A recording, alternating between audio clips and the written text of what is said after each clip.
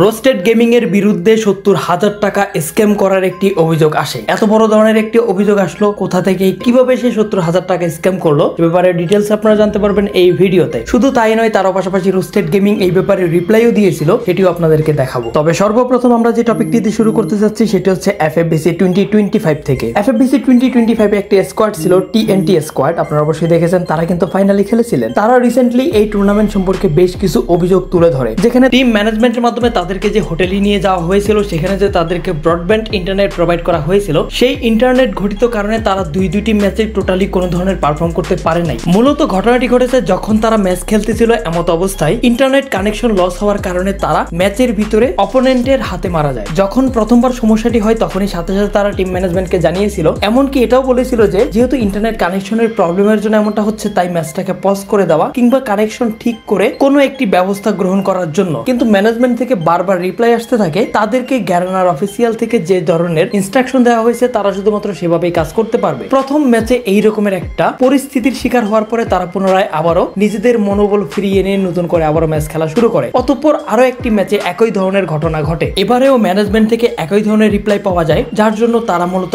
Upset. তারা তাদের পোস্টের ভিতরে শেয়ার করে যে যদি তারা গেম প্লে করার মাধ্যমে একদম লাস্ট পজিশনে থাকতো, তাতেও তাদের কোনো আফসোস ছিল না, কিন্তু ম্যাচের ভিতরে পারফর্ম করতে না পারার কারণে যে আফসোসটা রয়েছে, সেটি তারা কোনোভাবেই মেনে নিতে পারতেছে না। এখন আমাদের পরবর্তী টপিকটা হচ্ছে টিম RSK থেকে। টিম RSK বর্তমানের FFBC 2025 এর চ্যাম্পিয়ন। তারা বাংলাদেশের প্রতিনিধিত্ব করবে বিশ্বের প্রত্যেকটা দরবারে, যার জন্য অবশ্যই তাদের পাসপোর্টের ব্যাপার রয়েছে। Free Fire Sports News and Update তাদের একটি পোস্টের মাধ্যমে জানায়, টিম RSK এর পাসপোর্ট নিয়ে কোনো প্রকারের ইস্যু নেই। তার মানে তারা যে কোনো সময় বাংলাদেশের বাইরে যে কোনো ইন্টারন্যাশনাল প্ল্যাটফর্মে বাংলাদেশকে রিপ্রেজেন্ট করতে পারবে ফ্রি ফায়ার থেকে। টিম RSK এর জন্য অনেক অনেক শুভকামনা। এবং আপনাদেরকে গত ভিডিওতে বলেছিলাম, আবারও বলে দিচ্ছি, নেক্সট মান্থ থেকেই কিন্তু শুরু হতে যাচ্ছে স্পোর্টস ওয়ার্ল্ড কাপ। 8 জুলাই 2025 থেকে শুরু করে 24 আগস্ট 2025 পর্যন্ত এই টুর্নামেন্টটি চলবে। তার মানে অতি শীঘ্রই RSK সৌদি আরবের উদ্দেশ্যে রওনা দিবে। টিম RSK এর জন্য অনেক অনেক শুভকামনা। তাদের ভবিষ্যৎ ম্যাচগুলো যাতে অনেক ভালো হয় এবং বাংলাদেশের জন্য বাংলাদেশের নামকে যাতে অনেক উপরে নিয়ে যেতে পারে, সেটিই কামনা করব আমরা প্রত্যেকটা ফ্রি ফায়ার প্লেয়ার, প্রত্যেকটা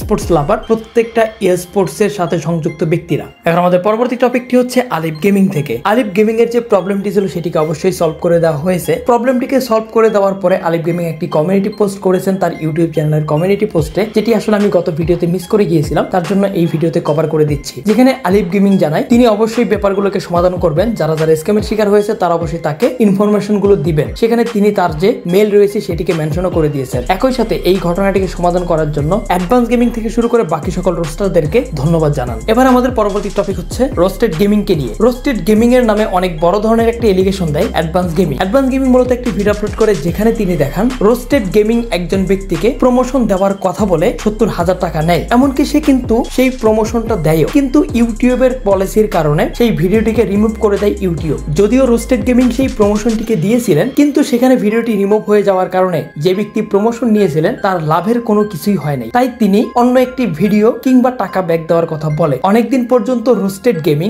ভিডিওতে আবারও প্রমোশন দেওয়ার কথা জানালেও কিন্তু এখনো পর্যন্ত কোনো প্রকারের সে প্রমোশন তো দেয়ই নাই, বরঞ্চ সেই ব্যক্তি টাকা কিছু ব্যাকও চেয়েছিল, সেটিও করে নাই। অতঃপর এলিগেশন দিয়ে ভিডিও আপলোড করে অ্যাডভান্স গেমিং, এবং অ্যাডভান্স গেমিং বলে রোস্টেড গেমিং কে প্রমোশন যদি না দেয় তাহলে কিছু পরিমাণে টাকা অবশ্যই তাকে ব্যাক দিতে হবে। রোস্টেড গেমিং কি বলে দেখি। ভিডিও অবভিয়াসলি দিব, বাট আমার কতটুকু ক্ষতি হয়েছে সেটা চিন্তা করতে হবে, বুঝতে পারছেন? আর যেটা বলতেছেন যে অন্য কেউ হলে আপনার সে কথাই বলতো না ভাই, আপনি অন্য জায়গায় খোঁজ নিয়ে দেখেন, ঠিক আছে? বাকি ইউটিউবার কথা বলতো 100 বার কথা বলতো। আচ্ছা দেখি সে কি বলে। সেই কথা বলে খোঁজ নিয়ে দেখেন। আপনি তো মেসেজ দিলে আমি ইনস্ট্যান্ট রেসপন্স করি, বাট বাকি হলে রেসপন্সই করতো না। আমার চ্যানেলের রিচ কতটুকু ডাউন হয়েছে সেটা আমি বুঝতেছি। আপনি আমার চ্যানেলের লাস্ট ভিডিওগুলো দেখেন সব। আর আপনার প্রমোশন দিব, বাট ডেডিকেটেড না দিলে বেটার হয়। আপনার 2 ভিডিওতে হচ্ছে আমি 40 সেকেন্ড বা 30 সেকেন্ড করে বলে দিই, এটা বেটার। আচ্ছা এখানে বলছে অন্য কেউ হলে মেসেজে রিপ্লাই দিত না, এটা ডাহা মিথ্যা কথা। আমরা সারা জীবন যাদের থেকে যে জিনিসটা নেওয়ার, এই জিনিসটা না দেওয়া পর্যন্ত শান্তি পাইছি না। কোন ধরনের কথা? মেসেজ অন্য কেউ হলে মেসেজে রিপ্লাই দিত না, স্ক্যামার হলে রিপ্লাই দিত না, আর স্ক্যামার না হলে রিপ্লাই দিবে। আর যাই হোক, সে বলতেছে প্রমোশন করে দিবে, নেক্সট প্রমোশন করে দিবে। আচ্ছা কি বলে পুরোপুরি শুনি হয় আমার জন্য। আর যদি বলেন ডেডিকেটেড তাহলে অন্যভাবে দেওয়া যায়, বাট আরও কিছুদিন টাইম লাগবে। এটা কি মাস সামনের মাসে দিই আমি তাহলে, ঠিক আছে? এর মানে সে বলছে সে ডেডিকেটেড না দিয়ে যদি শর্ট 2টা ভিডিও দেয় তাহলে তার জন্য ভালো হয়, অথবা ডেডিকেটেড যদি চাও তাহলে ডেডিকেটেড দিব, একটু টাইম লাগবে। সেটা বলছে নেক্সট মান্থের প্রথম উইকে। তারপর 600 ইউজার পাইছে, 600 ইউজারের বিনিময়ে তুই 10,000 টাকা কাটতে পারতি। তারপর তো বলছে 20,000 টাকা কাটতে পারতি। গাইডলাইনের জন্য তো পোলা কোনো ভরপাই করবে না। তারপর আমি মনে করি তুই যদি গাইডলাইনের জন্য ভরপাই চাস 10,000 টাকা, এর বেশি কখনোই দেওয়া উচিত না, কোনোভাবেই না। গাইডলাইনের জন্য আবার টাকা দেয় না। এটা পোলার দোষ ছিল, পোলা কি জানতো নাকি তুই জানতি? কেউ জানতো না। এটা হঠাৎ ইউটিউব মাইরা দেয়। আমাদের কত ভিডিওতে হঠাৎ ইউটিউব মাইরা দেয়। আমরা কি কিছু করতে পারছি? ইউটিউবে কিছু বলতে পারতেছি? যা ইউটিউবের বিরুদ্ধে যে আন্দোলন কর, ইউটিউবে গিয়ে বল আমার গাইডলাইন দিছো আর ক্ষতিপূরণ দাও, বল গিয়ে। যেখানে পারো না সেখানে কোনো কথা নাই, আর যেখানে পারো সেখানে শুধু বইরা দাও। যাই হোক, ছেলেটার একটা আত্মমর্যাদা আছে, এই জন্য বারবার ভিক্ষুকের মতো রিকোয়েস্ট করে নাই, আল্লাহর কাছে বিচার দিচ্ছে। এন্ড রোস্টেডই তো বলছিল যা করার কইরেন, এই জন্য আসছে আমার কাছে, যা করার কইরেন। এখন ভিকটিম হিসেবে আমার কাছে আসছে, আমি তোমাদের কাছে পুরোটা প্রকাশ করলাম। এখন তোমাদের কাছে কি মনে হয়, ছেলেটার সাথে কি আসলে অন্যায় হয়েছে নাকি না? ছেলেটার সাথে কোনো অন্যায় হয় নাই, সবই ছিল ভাগ্যের রেখা। এন্ড রোস্টেড কি আসলে স্ক্যাম করছে নাকি সে বিপদে পড়ে এই কাজটা করছে? ভাই স্ক্যামার যেগুলো থাকে না, এগুলো এইসবই বাহানা ছানাতে।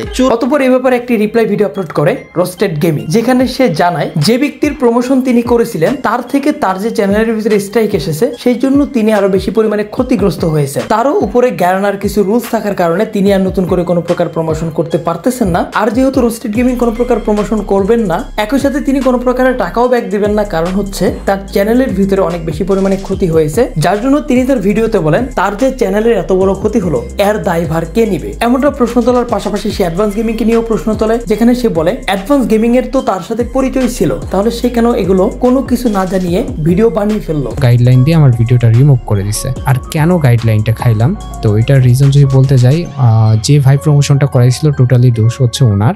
কারণ আমি মানে কিভাবে টাকা অ্যাড করে বা এগুলো হচ্ছে ইউটিউবে টোটালি ইনলিগাল, বিশেষ করে ইন্ডিয়ান পেমেন্ট সিস্টেম হলে তো এটা টোটালি ইনলিগাল, ওইগুলো ব্লার করে দিতে হয়। বাট আমি হচ্ছে ওনাকে বলি যে ভাই আমি ইন্ডিয়ান পেমেন্ট সিস্টেম দিতে পারবো না, তো উনি আমাকে বলে ভাই প্লিজ করে দেন। আমি একটা ভিডিও 3 বার মানে সলভ করে দেই, ধরেন আমি 3 বার ভিডিও কমপ্লিট করে ওনাকে দিছি, উনি বলছে এই প্রবলেম ওই প্রবলেম, আমি ঠিক করে দিছি। আর একটা ভিডিও বানাইতে মোটামুটি ভালো কষ্ট হয়, আমি একদম বলতেছি না যে সারাদিন চলে যায় এমন কিছু, তা না, বাট ভালো কষ্ট হয় মোটামুটি। তো আমি 3 বার সলিউশন করে দিই ভিডিও, তো উনি আমাকে বলে হচ্ছে এবার ঠিক আছে। তো ওই একটা ভিডিওতে হচ্ছে পেমেন্ট সিস্টেম অ্যাড করতে মনে নাই, যেটা হচ্ছে ইন্ডিয়ান গেটওয়ে ছিল। উনি কিন্তু হচ্ছে বিজনেসটা করতে চাইছিল ইন্ডিয়া বাংলাদেশ 2 জায়গায়। হ্যাঁ, তখন হচ্ছে পরে আমি ওইটা নিয়ে আপত্তি জানাই যে ভাই হচ্ছে এটা আমি দিতে পারবো না।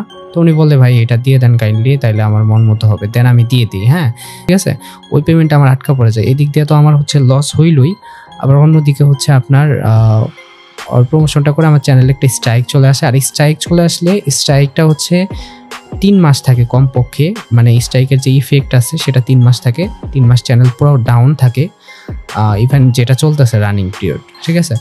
আর হচ্ছে আপনার যে স্ট্রাইকের যে নোটিফিকেশনটা থাকে সেটা কিন্তু হচ্ছে টোটাল 1 বছর থাকে। তো 1 বছর এইরকম থাকবে, তো আমার ক্ষতি তো ওর থেকে বেশি হইলো, তাই না? ওর তো মিনিমাম হচ্ছে আমার 5 লাখ টাকা দেওয়া দরকার ছিল আমার স্ট্রাইক খাওয়ার কারণে। তো ওই জায়গায় আমি হচ্ছে ওর সাথে কখনো খারাপ ব্যবহার করিনি, কখনো ওকে আমি ব্লক করি নাই, ও আমাকে মেসেজ দিয়েছে, আমি রেসপন্স করছি। বাট অতঃপর এ ব্যাপারে আরো একটি রিপ্লাই ভিডিও আপলোড করে অ্যাডভান্স গেমিং, সেখানে অ্যাডভান্স গেমিং জানায় রাইট নাও তার কাছে রোস্টেড গেমিং এর কন্টাক্ট ছিল না, তার পাশাপাশি সে যে সেই ব্যক্তিকে এতদিন পর্যন্ত ঘুরিয়েছে সেই বিষয়গুলো ক্লিয়ার না করে কিংবা সেই ব্যক্তির বিষয়টিকে সমাধান না করে একের পর এক মিথ্যাচার করেই যাচ্ছে রোস্টেড গেমিং।